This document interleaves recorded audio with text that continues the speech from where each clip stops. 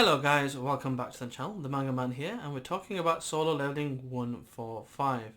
I did say I was going to make a conscious effort to try to be consistent, and as luck would have it, today is a good day to be consistent because here I am making a video on the day I'm always supposed to be making a video.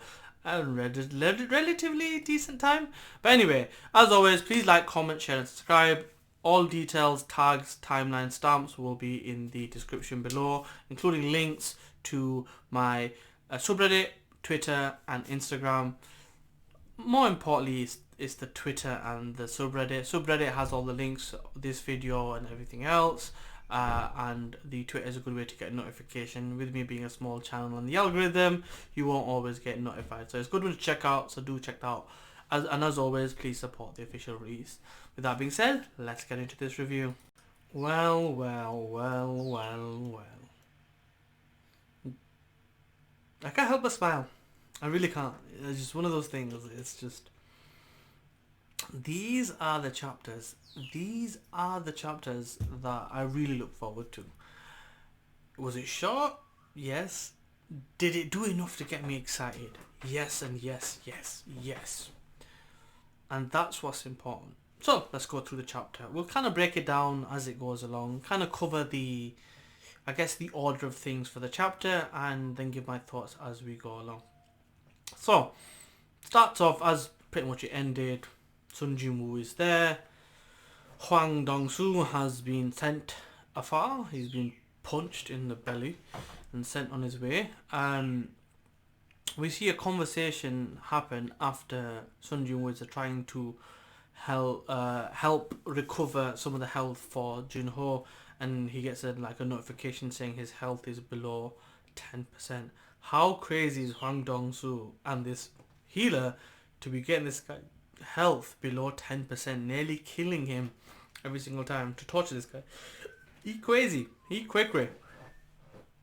Then there's this conversation now where it's kind of lost in translation because he's Korean, they're Americans, or they speak English, he doesn't. And he's trying to get them to heal them. They don't really listen. And first I thought maybe they're scared of him, they're intimidated, and basically they'll eventually give in. But with Hwang Bong Su waking up saying he wants you to heal the boy, and him saying, well, I don't listen to you, essentially, to Sun Jin Woo, I only listen to my boss, was funny and annoying at the same time. Funny, yeah, it's good to be obnoxious and say daft stuff like that, and annoying because you just asked for it and you got your ass kicked for no reason. You should have just done what you're told, then get your ass kicked. At least you did something good. But no, gets his ass kicked, gets flung into something, face push, gone. And then you see something similar happen to the other guy who's not a healer, he's just there for whatever reason. He gets sent as well before he's scared because he didn't want to deal with Sun Jin Woo. No one really wants to deal with him. And then when he's out of the picture, Jin Ho's trying to warn him, but we don't need to worry about Sun Jin Woo with a person that's not a national class hero. Just S-class. Who would have thought, right? Beginning of the series, we wouldn't be worried about S-class heroes anymore for Sun Jin Woo. And he then deals with him as well very quickly, very handedly, if I might ask. And I don't know what it is about the Hwang Bong Su. It's for some reason he likes taking body shots, and the only thing I can attribute to this is he has overwhelming power, or he's very strong, but he may not be technically sound. It's quite common, and it's like an old proverb, or a way of speaking, or a way of thinking about boxers. Some people are born with natural talent to knock a person out with one punch.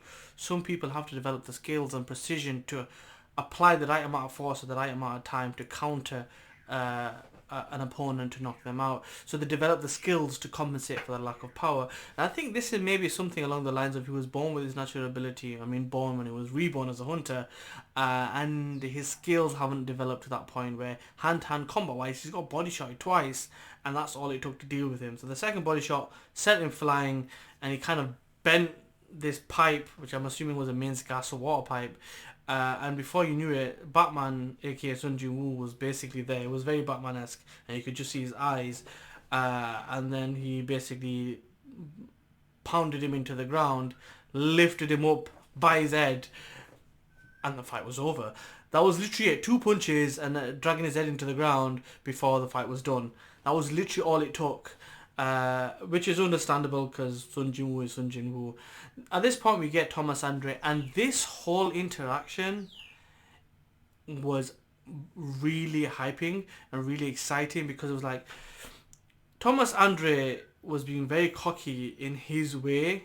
So he's got a way of speaking to things. He's very confident in his ability, and he was like, "Look, if you let him go, we'll just call it quits and let it go." He was checking if he was alive, and Sun Jin was like, "Yeah, he is for now." And he's trying to do this plea, but in a very arrogant way. And I like Sun Jin Woo's response. He goes, "And if I don't let him go, and then well, I'll take you down by force." And it was like that I liked because ultimately Sun Jin Woo was not intimidated at all by this guy. Flash forward, Guild's here, they're outside. Next thing you know, Thomas Andre comes flying through, and he's blocked. He looks like he's taken some damage, but not extensive. There's no blood coming out his mouth like Hwang Bong Su did, and he's more, I guess, embarrassed that that's happened to him because as far as I know, he's a tanker. As far as I remember, I've heard that somewhere. But being that he's a tanker, he's very durable. It is quite embarrassing to be pushed that far because he should be able to hold his ground. And the way the chapter ends, I mean, one thing to point out here is Sun Jin Woo does get Ignis to take Jin Ho to a hospital, and he takes the dragon with him as well. Well, I don't know what Kaisel, I think his name was, away.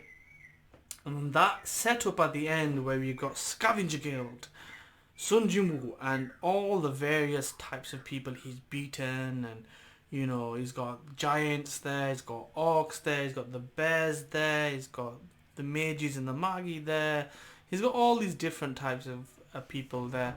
Now, my one thing to note here is, 1, Ignis has just left. 2, Beru is with mum and sister. So realistically, Scavenger Guild and Thomas Andre are lucky that they're not there. Because I know Beru loves a good fight and he's got a bloodthirst like no one else. If they were there, they'd be dead. The best that they can hope for now is to survive. Or Sun Jin Woo calms down and, lets them go. But realistically, if Beru was there, that's not on the table unless Sun Jin Woo is in the mood at the right time to stop him. Because I could easily see Beru just ripping these people apart.